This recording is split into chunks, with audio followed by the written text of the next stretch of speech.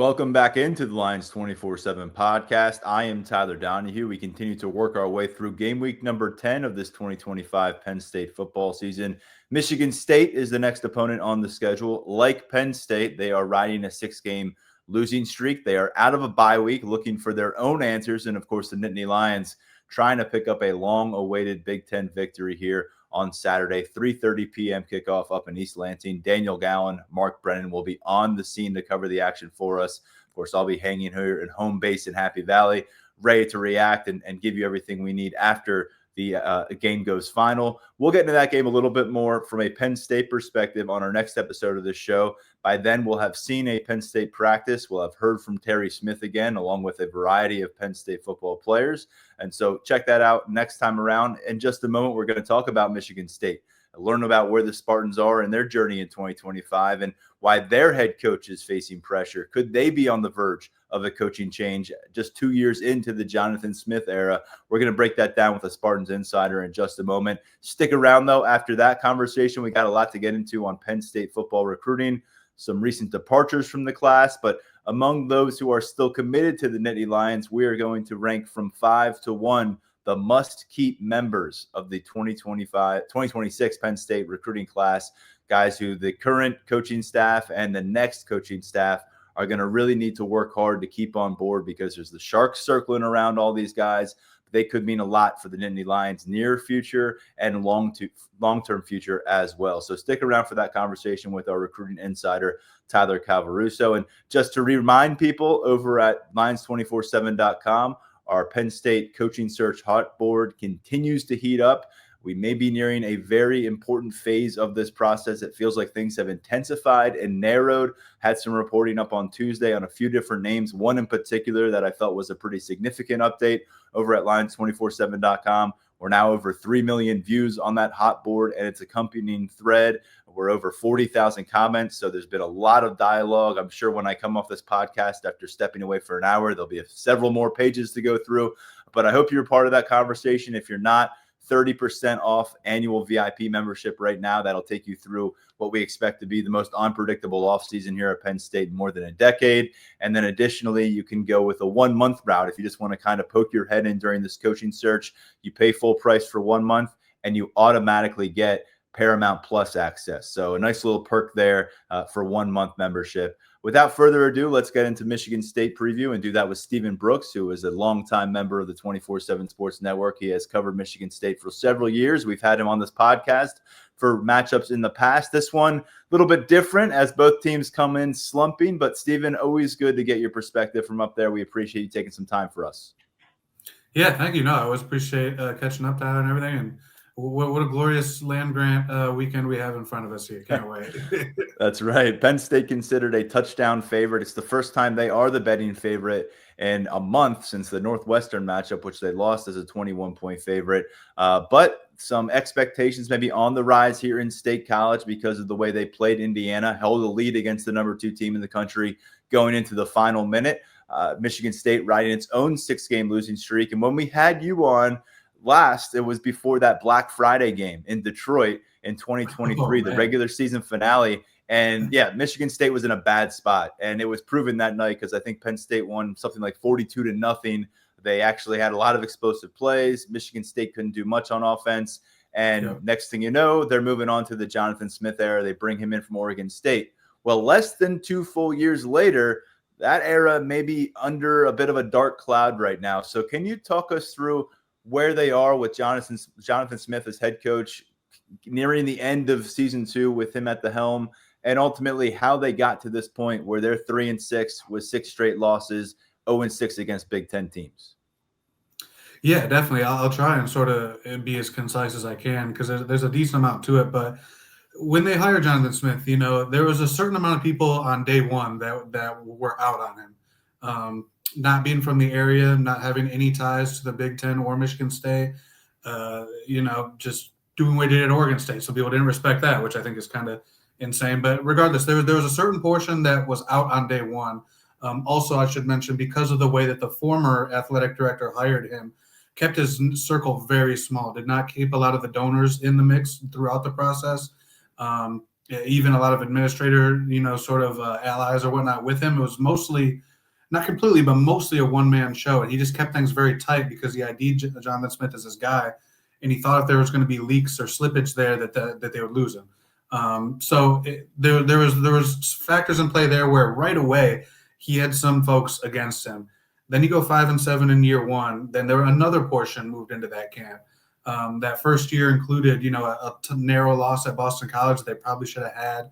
They get blown out by Rutgers at the end of the year with bowl eligibility on the line at home. That was a really bad look. The Michigan game did not go well for them, and he made some comments sort of before and after that rubbed people the wrong way. And they're like, oh, does this guy really get it here? Does he get what we're all about? All these things. So that was another segment that moved into that camp. And then this year, the UCLA loss really is where I would say the majority of the fan base moved all the way over across that line. He came in with a pretty short leash for a lot of people for whatever reason. Football-wise, there just hasn't been a lot of progress. Every single game, he's now coached 21 games, and there's almost no connective tissue between any of those 21 games. This week, the 1 week, the offense might put up 40 and look great. The defense might give up 500 yards. The next week, it could be totally flipped, and they might score one touchdown and pitch a shutout. And then the special teams, just total grab bag performances. There's no identity. The recruiting has been very lukewarm at best. So it's not like, hey, at least there's a bunch of talent on the way, guys. Just calm down a little bit, and we're going to get some guys in here. It's not like that either. There's just no real clear direction. And then you throw in some of those other factors that I mentioned where some people are already out on him very, very early. It's not totally unlike Rich Rodriguez at Michigan, where some folks just weren't in on him from day one. They were never going to be in on him. And the first sign of trouble, they were out.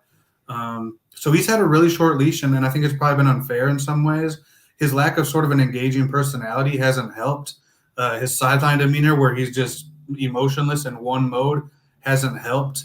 And then the sort of the discourse around the Michigan stuff and some other thing just hasn't helped. People are begging to sort of see some personality, some fire, argue a call, things like that. He's just been very stoic. So there's been a huge disconnect sort of emotionally with the fan base too, which I think is overblown, because if he was a couple games over 500, I don't think that stuff would matter, but he's not. So I guess it does. But the bottom line is they just haven't made enough progress on the field. They haven't been anywhere close to the top teams that they've played in these 2 seasons. And now, especially this year, they're not even winning their share against sort of their peer group within the Big Ten. So with so much fan sentiment turned against him, recruiting is not in a great place. There's a new AD that didn't hire him. There's a lot of factors that are lined up against Jonathan Smith, and most folks don't, including myself, don't expect him to be the coach next year at this point. Interesting. Yeah, so I'd imagine that loss to Penn State, who's also 0-6 in the Big Ten, on home field would maybe push things further in that direction this Saturday if that were the case. Smith was a former Oregon State quarterback during some glory days for the program. Threw the ball to guys like Chad Johnson, TJ Hushmanzada, won a bunch of games, ended up returning home to his alma mater as the head coach. Had a few losing seasons to start out, but he finished off at Oregon State going 7-6, 10-3, 8-4. Michigan State came calling, brought him to the Big Ten, and as you laid out, the results have not been there that the Spartans were hoping for. 8-13, and really glaring 3-12 in Big Ten action thus far through 15 conference matchups. And right now, he's got a bit of a quarterback situation on his hands as well. Can you talk us through what the dynamics are in play there and kind of project what we're going to see at that position against Penn State? Sure. So Aiden Childs is a guy who came over with Smith and was a big deal. He was a 4-star kid out of Southern California in high school, was one of the best recruits that Oregon State had ever signed, by our ratings and everything. Goes to Oregon State for 1 year, plays 9 games behind DJ Uiagalelei, their starter. But they liked Childs so much as a freshman. They're like, this guy has to be on the field. So they would script a certain amount of drives and series for him, ended up playing 9 games, got a lot of experience, follows Smith and these guys over here, and pretty much immediately became the face of the program because of what I just mentioned, where Smith is just so sort of vanilla, personality-wise. He's a very nice guy, don't get me wrong, and he doesn't BS us in the media, which I really appreciate. But he just doesn't have a lot of sort of that magnetic quality to him. So with that sort of void at the top, Childs has all the charisma and all the magnetic qualities. He kind of became the face of the program, and he does have a lot of talent. Had a ton of hype coming into last year. Had to learn on the job as the first time starter. Even though you could see the talent sometimes, he makes these like 99th percentile throws and takes your breath away. And he's escaped. He's got great elusiveness. He's a good athlete. But he hasn't really refined it into being a consistently high-level quarterback. Definitely not last year where turnovers were an issue. This year, it looked for like 4 games, he was on the ascent versus the non-conference teams. Boston College played well. Even out at USC, look at the score, MSU got whacked, but Aiden Childs specifically played pretty well, and he thought he was making strides. And then the middle of the season, he just kind of flatlined and hadn't gotten a lot better. I think his confidence got rattled with an offensive line that isn't that great and hasn't protected him well. So anyway, the offense for several weeks now has been in the tank. And for the first time under Smith, they benched Childs, who was their guy that they kind of hitched their wagon to coming over here and went with Alessio Milivojevic, who's a redshirt freshman. Started him for the first time out at Minnesota the last game out. He's a guy who was a Ball State commit who they flipped into their first class late. They get hired in November, signing day December. Back in 2023, they ID'd him and grabbed him late. He was going to go to Ball State, and they've really liked Milivojevic behind the scenes since they got here. Always, though, sort of within that sort of unspoken context of we like him a lot. He's doing really good things for a young guy or for a backup, But now he's played a couple games this year, and mostly in mop-up duty. A couple times he had to get in there. And anyway, they just the way the offense was. You had lost 5 in a row going to Minnesota. They were like, why not? I think basically they were looking for a spark, kind of desperate, trying to change the momentum and the energy. They like Milivojevic enough, so they went with him. Differences being he's more of your classic pocket quarterback. Childs, one of his greatest weapons is his elusiveness, and Childs has a huge arm. I don't think Milivojevic has the same arm strength. But the idea is that you'll play more on schedule, more on rhythm. Where I say Childs can make the take your breath away plays, he'll also have like the vomit in your lap plays. Like he makes the easy plays look hard sometimes. Whereas Milivojevic's going to do the easy things repeatedly, on schedule, on time, get the ball out. He's very decisive. He's very tough. He took 6 sacks in the first half last week and kept playing, had him in position to win the game late. So I think I know the whole idea is sort of a more traditional drop back passing game, a more on schedule, on rhythm thing, whereas Childs maybe is more boom or bust, whether it's with his arm or his feet. Milivojevic, they trust will sort of do A to B to C and get them in the right plays and in the right spots versus a little more of a gunslinger attitude with Childs. And then just to wrap it up, Smith wasn't conclusive at his press conference about who's going to start, but Milivojevic played pretty well. I'd be stunned if he's not the starter for the second week in a row this week. You mentioned Childs can do a lot on the ground. 6 touchdowns. That leads Michigan State as a runner. He's second on the team in rushing yards to go with 10 touchdowns and 3 interceptions. What stood out to me in reviewing Michigan State a bit before our conversation is 30 sacks allowed on the season thus far, 21 of them on Childs and then another 9 on the young quarterback. And this is a Penn State team that's coming off its best pressure performance defensively of the season against a very talented Indiana offense. So I'm curious what that maybe looks like. And I'll reference a name here that people are going to remember from his recruiting era, Nick Marsh. He may be the best receiver in a bad offense in Big Ten right now. He's a guy that I think if you put on a lot of different teams, the numbers would look better. There's nothing to sneeze at right now. 46 catches, 554 yards, 5 touchdowns on the season for Marsh. But he's somebody that I think is a legit top-tier Big Ten wide receiver. He's just not really reflected right now because of where he's playing, maybe the lack of time his quarterback has to throw the football. But just a name to be aware of there. I know Penn State pursued hard. I know a lot of our audience out there remembers that being a pretty important target who ultimately landed in East Lansing. When you look at the defense and we flip over there, it's hard to ignore some of the point totals that they've surrendered during this losing streak. They gave up 45 against USC, 38 against Nebraska, 38 against UCLA, 38 against Indiana, 31 against Michigan, and then it was down to 23 in an overtime loss against Minnesota. But those results typically aren't going to give your offense much of a chance, especially when it's a struggling offense at Michigan State.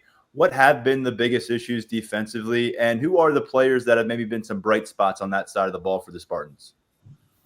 Sure, sure. I'll just real quickly touch on some of those other points. The offensive line has been an issue, pass protection especially. They're banged up there, and they just haven't been that good. So I think that's a major factor for this game with how Penn State can get after you. Nick Marsh, I'm glad you said it. He's an All Big Ten talent. He just doesn't have All Big Ten numbers. I think he's an All American talent, but he doesn't even have All Big Ten numbers. But he is a very, very dangerous threat. Probably their best player. But anyway, to your actual point on defense. The biggest thing is they have no pass rush whatsoever. This is a team that went 6 straight games without a sack last year. I think that hadn't been done at the FBS level since like 05 or something. Somebody dug up a stat last year while the drought was going on. It was pretty unbelievable to see. So they went half the season with 0 sacks, and so there was a known issue. And for I guess maybe you could say a variety of reasons, it wasn't really addressed in the transfer portal. I don't know if they ran out of money. I don't know if it was necessarily bad evaluations or too much faith in the returners. But regardless, it was not addressed right. And they did address like a receiver. They got Marsh a lot of help through the portal. At offensive line, they beefed up there and got a couple nice players out of the portal. So there were players in the portal, but they didn't address everything, and pass rush was a major one that didn't get addressed. It's not much better this year. Like I said, you go 6 straight games with nothing last year. I think they had 19 total last year. It's not better in any tangible way, really. So that's been the biggest issue. They cannot get pressure on the quarterback unless they blitz, and even if they do, that's still an if. So that's been the biggest thing. They're not as good as a run-stopping defense as they used to be. At least a year ago, they were kind of quietly a pretty above-average run defense. I think they finished around 30 nationally. That was something they could at least hang their hat on last year that they can't this year. They occasionally look like that team, but not for full games the way that they did last year. They're just a notch below, or maybe 2, and that allows teams to break a couple explosives on them or wear them down late. You really don't see people line up and just 4 yards, 6 yards, 12, 6, 5, and just sort of bludgeon them for 60 minutes. That doesn't happen, but they might give up a big 1 or 2, like I said, or get wore down late like they did against Michigan. But that's really in the back end. I think they were doing too much early. Joe Rossi's a second-year D coordinator, and I think they were just doing too much because for a good portion of the season, every game they were good for 2 or 3 major busts in the back end where you could noticeably see one guy was playing a different coverage than the 3 or 4 other guys around him, or just there was a super late rotation, ton of communication and signaling going on, like very late pre-snap, rotations pre-snap.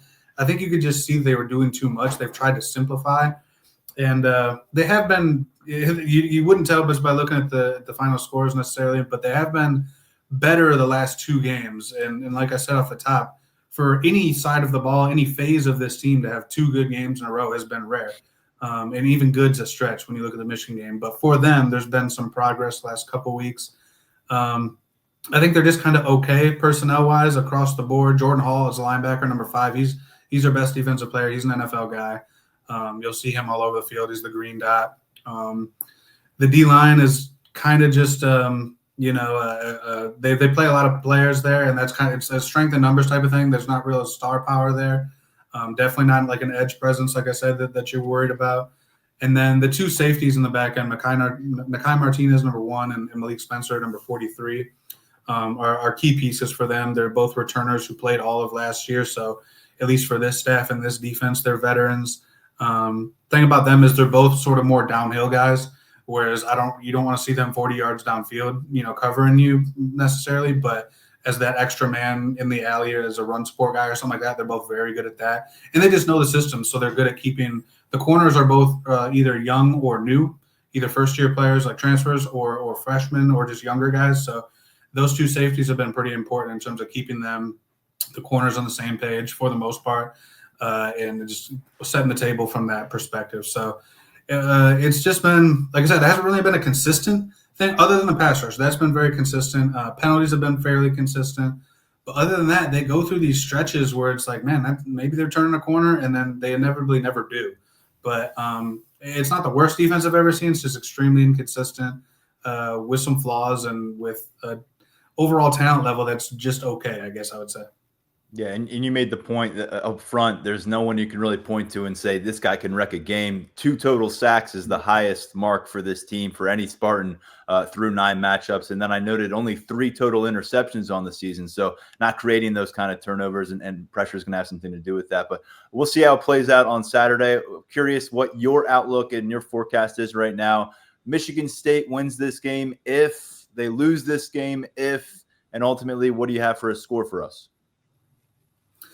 Yeah, I think Michigan State wins this game if it's kind of like Disney movie-ish, but like they have to play their best game, and Penn State probably has to help them. I mean, these are 2 teams on huge losing streaks, as we know. Whose will is going to give in? I think Penn State came out and played really well against Indiana. Is coming on the road to Cold East Lansing the same type of motivator for them that taking down the big prize of Indiana was? I don't know that. Whereas for Michigan State, I think they will look at Penn State as a pretty decent prize, even as the preseason number 2 team, even though they've fallen, obviously. You do have the trophy on the line. They technically still have a bowl game in play.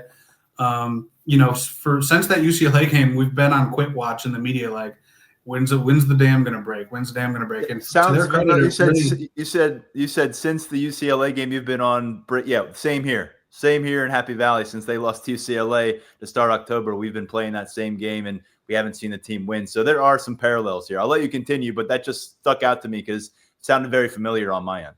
Right. So, I mean, they are a capable team. They do have some explosive playmakers. They can break a few, but it's just like it's that complete game. There really hasn't been a complete game under Jonathan Smith where you feel all 3 phases are playing strong and clean football. I could see a good day where maybe the offense somehow comes together, coming off a bye week, quarterback change. If you can get these guys, if they have a couple wrinkles to free up some of these receivers and make some plays, get the home crowd into it, make Penn State feel like this stinks, we're good here, or whatever. That could be their way. They probably have to get a turnover or 2. They probably can't give away a turnover or 2. They have to be clean penalty wise, and then it just has to be their best day, basically, on all sides of the ball. I know that's kind of vague, but they're capable in so many ways, in glimpses. It's hard for me to sort of just say, do that thing again or do this thing, because we've seen just about anything look good for a moment or 2, sometimes more than that, but sometimes not more than that. So it's just such a hard team to sort of wrap your hands around and expect and know what to expect out of. Penn State wins if Michigan State's fight and morale isn't there. I think if Penn State starts out hot, I think that we could again quit watch. Like I think you could see MSU's heads drop. It hasn't gone well. Obviously, I think it's a fragile mentality coming into this. It will be senior day. It will be at home. If those vibes shift on them, if they start punting the ball 3 or 4 times and it's 14-0, early second quarter, the vibes in there are not going to be great. Everybody already wants the coaches gone. It's a senior day that's early because they play at Ford Field again at the end of the year, like that Penn State game a couple years ago. So it could just become a weird environment for them. And Penn State is more talented than them. This is a better roster than them, than Michigan State for sure. So they're absolutely capable of it. I think Michigan State plays hard. I think that fight will be there. I just think that they probably are still too flawed to pull this off, and Penn State's too talented to pull this off. I really have a hard time seeing how they protect either quarterback well enough. The offensive line's been a weakness. I don't think they'll be able to run the ball at a healthy enough clip to sort of take the pressure off the quarterback. And I just don't see how they're able to protect him well enough to have a good enough day offensively. And then on the other side, can they hold up defensively for 60 minutes? For a quarter or 2, I'd say sure, maybe 3. But there will be that drive or that mistake. The drive with 2 personal fouls, let's call it, or the drive where you give up a 60-yard run the first play and then, you're in business. So there's just always something that comes up with this group. So I think I picked for you 27-23 Penn State, maybe 27-24, around there. I'm picking a narrow Penn State win. Mostly because the biggest thing at the end of the day is I don't trust Michigan State to be able to protect their quarterback or to be able to block Penn State to have a reasonable day on offense. Well, it seems like basketball season is well underway in East Lansing, and that's become the focus. We're focused on a coaching change here. Maybe you will too down the road here in November or early December. But for now, 60 minutes of football in East Lansing. to determine a lot about pride for both these programs probably on Saturday. And of course, that big hefty trophy will go to somebody at the end of this one too. Stephen Brooks covers Michigan State for 24/7 Sports. Appreciate you, Stephen. We'll catch up with you down the road. All right. Thanks so much. As promised, we're going to shift toward recruiting now with our resident insider, Tyler Calvaruso. There's a lot happening, some of it not so fun, but nonetheless, we report on it, and Tyler Calvaruso has been relentless in that throughout his tenure with us at Lions 24/7. That has continued through a rough patch, and we've got some things to talk about, including who are the must-keep prospects who remain in the 2026 class. So let's bring in Tyler now for this conversation. What's going on, man? Good to have you back. It's good to be back, as always. I know it's still not we're not back to the point of it being roses in the world of Penn State recruiting. It might be a little while before we do return to that point. But with that being said, there's still a bunch to cover, still a bunch to get into, because here on Wednesday morning, we are now 21 days, exactly 3 weeks away from the beginning of the early signing period on December 3rd. It has come fast. It has come in a manner that is foreign to me because we have yet to cover a recruiting cycle quite like this year in my time on the Penn State beat. So it's all different. There's a lot of moving and shaking going on behind the scenes with the remaining commits taking visits elsewhere, some flips. So a lot to get into still. Yeah, when you put it that way, we are closer to signing day than we are to James Franklin's dismissal at this stage. And that's, quite a thing. And where we have forecasted this coaching search, which again, as I said at the top of the show, feels like it has narrowed and intensified. And I think we're starting to get to a different phase of this process, but still really not anticipating someone being in place as the head coach here until Thanksgiving weekend, maybe a few days after that. That's really been the outlook for a long time. So here it is, November 12th. We have some more class departures to discuss. We're going to get into some players who are still in this class and your priority rankings for them in terms of who needs to stick if Penn State wants to have a successful freshman group next year. But let's begin with some of those departures. There's also a tight end who reopened things and remains a part of this class. Catch us up on the latest.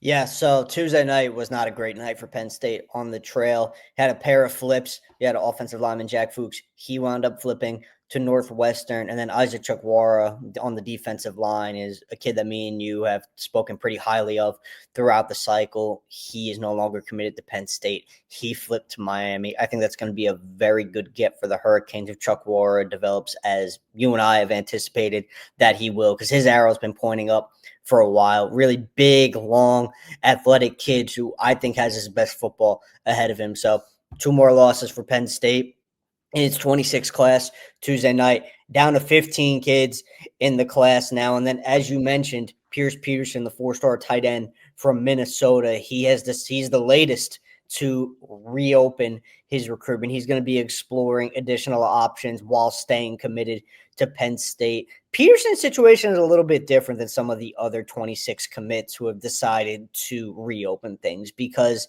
he's not feeling any pressure to sign during the early signing period because he's not going to be an early enrollee. So with that in mind, he could take things a little bit longer. It could be a little bit more of a drawn out process for him, a more intricate process where he plays the waiting game, see who Penn State brings in as its next head coach, see not only does he like that next head coach and his staff, but if that staff wants to keep him on board, because that's an element that we have to discuss in all of this as well. It's not just about honoring scholarships anymore. You've got NIL money involved. So that's a new aspect of this that we have to take into account. You've also got some other programs that were involved with Pierce Peterson originally, the Minnesotas, the Iowa States, programs like that who seem pretty likely to get back in the mix with him, especially Minnesota. Minnesota tried to keep Pierce Peterson home going back to the summer. I think it came pretty close to doing so at a couple different points, but Penn State turned the tide during Peterson's official visit.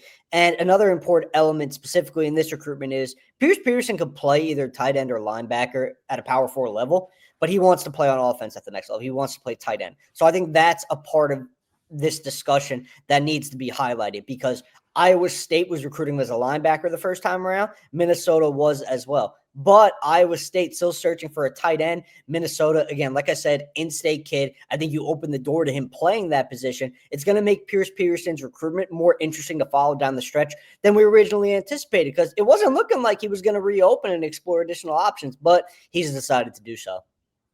What was the high point for this class in terms of total commits? About 27 before I think Franklin they was got fired? it was either 27 or 20. I believe it was 27.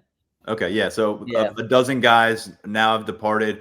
Going back to Chuck Wura, yeah, I'm with you. We got a lot of looks at this kid during prospect camp season last spring, last summer. I thought he had all the makings of someone that you got on the right phase of his trajectory on the upswing, and he was going to outplay his rankings and ratings when he got here to Penn State out of the state of Delaware. Maybe overlooked a bit. Doesn't seem it was necessarily that way anymore when he reopened his recruitment. Now he's going to the Miami Hurricanes. That's a significant loss, I think, for Penn State in terms of just looking down the road at what you're trying to do in the trenches. But when we look at the 15 guys who remain in this class, and as you said, some of them are categorized as currently having an open recruitment process where they are essentially engaged to Penn State, but dating some other teams along the way and trying to figure out if they want to eventually get to the altar with the Nittany Lions. And a big part of that will be what the new coaching staff looks like and how much can you get in place and how much can you actually show these guys for the long-term future before that early signing period awaits. And so let's go through your top 5 guys in terms of must keep. And I know it's a bit of a challenge. You don't want to slight anybody else, any of the other 10, but you took on the challenge when I proposed it to you last night. And so who's number 5 for you on the list of must keep commits in this Penn State 2026 class? So we'll start with Jackson Ford, in-state edge rusher at Malvern Prep down in the Philly area. Top 24/7 prospect, really talented kid. I think you'll notice throughout this list there's a heavy in-state angle because, as I've said, this new staff, you kind of want to take that inside-out approach where you build up the relationships in Pennsylvania and you get things going in the right direction with your in-state recruiting. And I think hitting the ground running and keeping some of these elite in-state kids on board is a good place to start. Ford's in an interesting spot in his recruitment because his senior season just ended with Malvern Prep playing a lot of its games on Saturday. So Ford was focused on that. He wasn't really focused on the process. And in conversations with him leading up to the conclusion of his senior season, you wondered if he was going to take visits elsewhere once things did wrap and once he did turn his attention back to the recruiting process. It's not looking like that's going to be the case. I've talked to Ford throughout this week. Penn State is the only program that he's planning on visiting in November. He's going to be back on campus for the Nebraska game on the 22nd. He told me that he's not talking with other schools about setting up a visit for this weekend or the weekend after the Nebraska game, which is the final weekend of the college football regular season. So that's good news for Penn State. I will note the fluidity of all this because, like I said, Pierce Peterson wasn't planning on reopening his recruitment and talking to other programs until he was, right? So Jackson Ford could easily change course at some point. But with that being said, this is his current plan. I think it's good news for Penn State. He's waiting to see who the Nittany Lions bring in, and he's my 5th guy on this list. All right, in-state to start. Where's number 4 take us? So a little bit down south, Elijah Littlejohn, top 24/7 linebacker. He is exploring the SEC, which is something that I think we anticipated he would do once he decided to reopen things. Georgia's heavily involved. Vanderbilt's heavily involved. I was contemplating putting Ford ahead of Littlejohn on this list just because of the in-state stuff. But the fact of the matter is, and we've talked about linebacker recruiting a bunch and the impact that a player like Littlejohn could have on reshaping the room and fitting into this more athletic backer era at the position. I mean, he fits that profile perfectly. He's going to get downhill, make plays in opposing backfields wherever he lands. It's just the kind of player that he is. He's another kid who I think, while he's still getting acclimated to the nuances of playing as an off-ball linebacker instead of coming off the edge, which he did early in his high school career. I've said it before. He kind of has those natural pass rusher traits, but now he's doing it from a traditional linebacker spot. So it's going to be tough to hang on to Elijah Littlejohn in the end, if we're being completely honest. As tough as it is to hang on to the kids who are from Pennsylvania and from the Northeast, it gets even more difficult when it's a non-region kid who's exploring SEC country because those are just appealing options for him. They were options that weren't on the table necessarily at the time of his commitment to Penn State. Vanderbilt was involved with Littlejohn a little bit before his commitment to the Nittany Lions, but Georgia has really picked things up as of late. Littlejohn's have a very good senior season, very, very good senior season at West Charlotte. His stock is only on the rise. He's my 4th guy, but got to be completely transparent about where things are at. I think he's going to be a tough one to keep on board and sign when it's all said and done. If I recall correctly from his film, which I watched the junior version, and I know he's built upon it, but an outstanding blitzer, a guy who really gets after the backfield. And Yeah, that's some serious competition down there with Georgia. And by the way, if you haven't been paying attention, Vanderbilt, a team that's still in the college football playoff mix, they're ranked in the top 15 nationally. And so they're looking to capitalize on some of that success. So back-to-back defenders to start things out. We staying with that on 3, or are we going to the offensive side of the ball? Oh, we're staying with defense the rest of the way, man. So, or no, we're not actually. No, we've got 2 more defense and 1 more offense. So there's your I was little. going to say, I was going to say there seems to be an offensive guy that comes to my mind, but I don't know where your head's at on it. No, yeah. So there's a little teaser for those who want to try and guess where I'm going with this. Number 3, I've got Terry Wiggins, top 24/7 in-state linebacker at Coatesville Area High. He took an official to West Virginia over the weekend. The Mountaineers made a pretty solid first impression there. And I say first impression specifically because the offers that Wiggins has received and the places that he plans on visiting for the rest of the month, they're programs that have moved on him since James Franklin's firing. They were not previously involved. North Carolina is going to get an official visit, and Colorado is going to get an official visit. North Carolina is a midweek trip.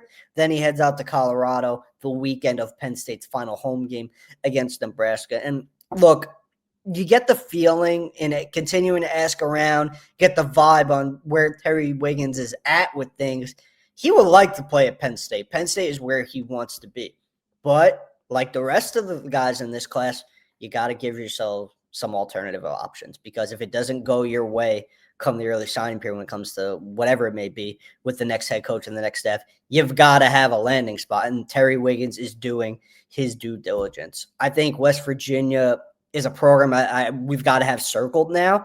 I think West Virginia has kind of done its best to raid this Penn State recruiting class a little bit, and they've made some inroads with guys like Wiggins. But what is the importance of Penn State keeping a player like Terry Wiggins? It's kind of the same thing as Elijah Littlejohn from a linebacker skill set, but I think it's even enhanced with Wiggins because he's a player you can plug in a bunch of different places in your defense, and I think he has the potential to be an impact player at the next level. Really high-level, athletic kid, sure tackler. He's a sideline-to-sideline kind of guy. Terry Wiggins flies to the ball. He diagnoses plays well. Another kid who I think in a few years from now, wherever he lands, we're going to be looking at him, and he's going to be having a pretty successful collegiate career. So he's third on my list. He's another one of those guys, and we've said it before. I will say it again, just catching up on his senior season film with Coatesville, making a deep playoff run or aiming to make a deep playoff run.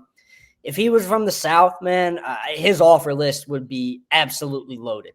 I know Pennsylvania is no slouch compared to some of the other states in the Northeast from a rankings and offers perspective, but, I mean, Terry Wiggins can play. Someone's going to be getting a player. Penn State wants to make sure it's them. Yeah, we had Brian Doan, our national recruiting analyst, whose opinion on prospects and their ultimate value to the entire nation carries a lot of weight with me because Brian's been doing this for decades. 1,000%. And he said the same thing, that Terry Wiggins is a guy that Penn State should, be so excited about having here in the home state, being able to win his recruitment over relatively in an undramatic fashion earlier this year. I think that was back in May or late April. Because he said you put this guy in more of a hotbed situation, and it's a 50 offer sheet. It's a guy who's taking several official visits down to the wire. NIL stuff is going to be in play in a big way. And it seems like he has had some more opportunities to expand his recruiting horizons. But as you said, what he has told us and what he has kind of repeatedly put out there is that his desire is to be here in State College if he feels like the fit is still there when they bring in the coaching staff. And obviously we don't know if Jim Knowles will be the coordinator, if it's going to be a new coordinator on the defensive side of the ball. But I'm with you. Major priority within the state of Pennsylvania, one of the premier prospects on home soil, and you hope they get to the finish line with him if they can. We're into the top 2 now. What do we got for number 2? So number 2, we're going to stay in-state. I mean, we're going to stay in-state the rest of the way at this point. It's going to be Matt Sieg, the top 100 safety out of Fort Cherry. His recruitment and the reasons for wanting to keep him as a high-priority target are pretty obvious. Like I said, top 100 kid, immense athletic potential at the next level once he gets comfortable playing safety full-time. Everyone who listens to this podcast by now should know what Matt Sieg has accomplished throughout his high school career in Western PA from on the offensive side of the ball. He's going to be on the defensive side of the ball at the next level. I think he has the chance to contribute in a similar manner on the back end of a secondary in college. And his recruitment has turned into a flat-out battle. I mean, Indiana did a good job while he was on campus there. Pittsburgh gave Sieg a lot to think about, especially if he wants to stay in state a little bit closer to home. Do not sleep on Pitt in this recruitment. I think Pitt has done a really good job with Matt Sieg since James Franklin's firing. Notre Dame, another one that has done really well with Matt Sieg and got him on campus over the weekend for a visit. And he's going to be heading to West Virginia for another visit here coming up. So it's a tight race. It's a really, really tight race. And he's doing a lot of exploring, as he should. I can't even really put my finger right now on where this one might be heading, because Sieg, again, like many others, he wants to see who Penn State brings in. He loves Penn State, but he's got a lot of other high-quality options right now. And he has learned a lot more about some of these programs, because programs like Notre Dame, Pitt, Indiana, they tried with Matt Sieg even before James Franklin was viewed as on the hot seat. You know, they tried. Their overtures were rejected. They're definitely not being rejected now. Sieg learning a lot about these new programs that are involved in his recruitment from an in-depth perspective, and that is kind of formulating the way this is going to play out for him when it comes time for a decision. So Notre Dame, Pitt, Indiana, those are the three we're keeping the closest eye on right now. Frankly, West Virginia will probably be right up there in that mix as well once the visit occurs. But Penn State has been fighting tooth and nail to keep Matt Sieg on board. They're going to continue to fight that fight. One of the most productive players in Western Pennsylvania football history, really, at this point in his career, of what he's done on both sides of the ball for his squad. Number one, and I'll just, spoiler alert, it's got to be Kevin Brown. Yeah. And if I'm putting this list together on my own, it's Kevin Brown. Tell us why he's at the top of the list and where things stand currently with the Harrisburg offensive lineman. Yeah, this was the easiest part of the list. This was a no-brainer, especially after I spent, I think it was last week or maybe 2 weeks ago on the pod, talking about the importance of the new staff building up in the trenches and making sure that you're as competitive as you could possibly be up front. A kid like Kevin Brown places you in a great spot to do that. And maybe even now with, you know, the uncertainty surrounding not just the coaching staff, but the potential roster for next year and the years to come as well. You don't know which offensive linemen are going to stick around and play under this new regime. Does that open the door for a talent like Kevin Brown, if he develops as we anticipate that he will? Does that open the door for him to play early at a place like Penn State? I think that's on the table. And you want to have as many quality offensive linemen as you possibly can. Kevin Brown is beyond a quality offensive line prospect. He's a blue chipper. He is a guy who me and you have been very candid in saying that we think he has NFL potential. And we're sticking with that because the prospect profile has remained the same. If anything, it's improved over the years. Kevin Brown has gotten more and more dominant on the offensive line for Harrisburg. So Penn State, they really, really want to keep Kevin Brown. That goes without saying. That's a very no-duh kind of sentiment. But they've got to fight off a pair of programs that have become familiar in this entire process from a recruiting standpoint since James Franklin's firing. West Virginia, and this one, I have circled West Virginia here more than any other name that we've discussed here this morning because, remember, Kevin Brown's father, Tim, played on the offensive line at West Virginia. Family matters a lot to Kevin Brown. There's a comfort in Morgantown that is in place. And West Virginia, make no mistake about it, did very, very well with Kevin Brown during the midweek official visit that he took in late October. Ohio State also did very well with Kevin Brown when it got him on campus for their clash with Penn State on November 1st. And that gave Kevin Brown a lot to think about. There's a chance he makes it back out to Columbus for an official. And I know that's complicated by Harrisburg's postseason run that's taking place because, you know, there is the element of Saturday games being played, but the Buckeyes are very much in that mix. That being said, West Virginia is the one that I have circled right now when it comes to pushing Penn State the hardest. West Virginia cannot be slept on here at all. The Mountaineers, they have rolled out the red carpet for Kevin Brown. They're pushing as hard as they possibly can to flip him. And I think that effort has led them to a point where it's something they can realistically pull off. Because remember, too, Kevin Brown, as patient as he's willing to be with Penn State's search, he wants to sign during the early signing period, and he wants to enroll early at his school of choice. That's huge here because, again, we just don't have a hard timeline on when a new head coach is going to be hired. But if Penn State makes its move late November, Kevin Brown's proximity to campus gives him a chance to make it up and talk to this new staff before the dead period begins in December. I think that's a crucial element in all of this when it comes to Penn State's chances of keeping Kevin Brown. So keep an eye on that timeline. I think it's going to carry a ton of weight down the stretch. One of two longtime commitments from Harrisburg High School in this class, Messiah Mickens, a top 20 running back nationally. I'm assuming he was probably just outside, among those just outside of your top five. There you go. And so we got a lot to learn. I think what we need to note here, and where I want to finish off the conversation with you, is I've had some recent calls with people who are pretty in tune with what James Franklin is looking to do next. And we're not sure which campus that's going to occur, but I think at this stage, we're pretty confident James Franklin is going to be a head coach in college football in 2026, barring a surprise. The word that I've gotten is not just that expect a significant amount of players to consider following Franklin to his next stop, but he is already laying the groundwork for what his staff carryover could look like from State College. With that in mind, you've got guys who you're trusting are pitching the future for Penn State to these young prospects, while acknowledging, as they have to us in the media, that they're not quite sure what their future looks like here on this campus. How much of a challenge is it right now for these staff members to convincingly sell that? Is it fair to say that maybe some of the steam is out of that sales pitch right now? And what's imperative about making the changeover sooner rather than later? I've heard some people say, why don't you wait for a college football playoff coach? That could take you into January. How important is it that this gets worked out in the next 3 to 4 weeks, as we're talking about Thanksgiving, early first couple days of December, the final few days of November? It's crucial to get it done, I think, on that timeline in itself. I think it becomes even more crucial when you factor in the Franklin element of it, because he could very well land somewhere before that timeline. And at that point, he would obviously start building out his staff, a staff that I think it's pretty safe to assume would feature several pieces on this current Penn State staff. And if a guy like Phil Trautman, let's use him as an example, who has been with James Franklin for an extended period of time now, decides to follow Franklin to his next stop, you think about the relationships a guy like Trout has built with Kevin Brown, Benny Ziuka, Marlon Bright.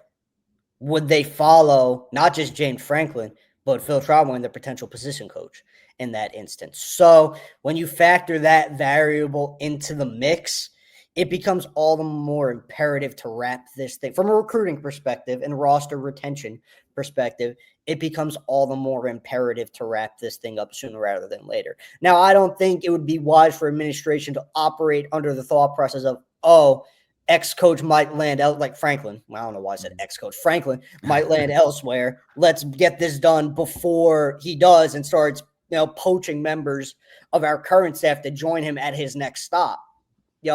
Again, it's an element of it that's going to be in play, but it's not something you could do because you don't want to rush your hiring process just for the sake of rushing it. You got to make sure you're thorough, and I think administration is doing that. But at the same time, if you do wait for a college football playoff coach, as you mentioned, from a recruiting perspective, from a roster retention perspective, with the portal opening in early January, I mean, that would do a lot of damage. And I think the reality of it is as well, even if a coach is named in late November on that timeline, there are still going to be a bunch of guys, whether it be current players or recruits, who want to follow James Franklin to his next stop. I think that's just the reality of the situation, and I think that's something people are well aware of. So it's a tough deal, man. It's a tough line for the current coaches to walk as well. When it comes to their pitch and the way they're approaching things as current members of this Penn State staff, everything that I've gathered, everything I've heard, they're still approaching it as professionally as they possibly can, which I don't think surprises you in the slightest. I don't think it surprises anyone in the slightest, because we know these guys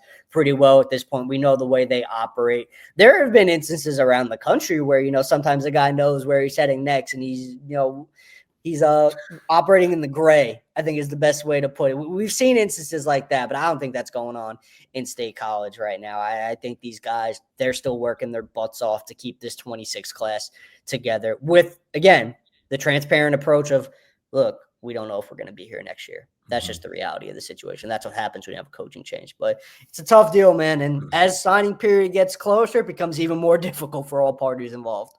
For what it's worth, if you're looking for that Franklin shoe to drop, something that we've heard pretty repeatedly here from some good sources is that really captivated James Franklin is by that Florida State situation, perhaps. And he may be playing the waiting game to see if the Seminoles leadership does make a change there and the university decides to pull the plug on their current regime. We've also heard there's some financial kind of concern down there about making that type of move. So that may be kind of the domino that falls and then leads to the decision for James Franklin, whether that Florida State job is open or not. There's been a lot of smoke around the Virginia Tech situation. We've heard that Florida and Auburn are other spots to watch, not necessarily that Franklin is on the very top of that list, but that he's in the conversation at this stage. So something to monitor there. Tyler, we have a lot of twists and turns to come still, my friend.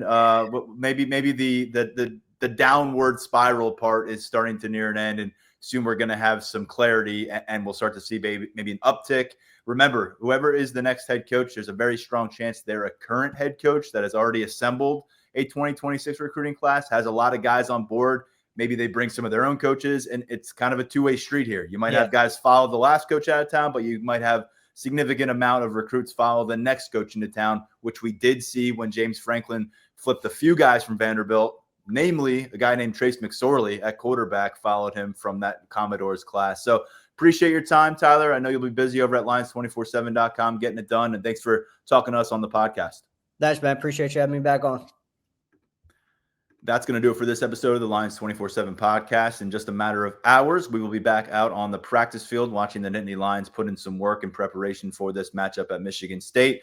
After that practice, we'll get a chance to speak with Terry Smith, the interim head coach. We'll also speak with a few veteran Nittany Lions players, and we'll bring all that to you over at Lions247.com with our offensive and defensive practice notebooks, our highlights from the field, photo galleries, and of course, you'll have the full video of the press conference that we get to partake in after this one on the field. For now, stepping aside, I'm Tyler Donahue. We'll be back with another episode later this week to preview this matchup from a Nittany Lions perspective. Thanks again to Stephen Brooks for lending us what he is hearing and seeing in East Lansing regarding Michigan State. But stepping aside for now, this has been the Lions 24/7 podcast.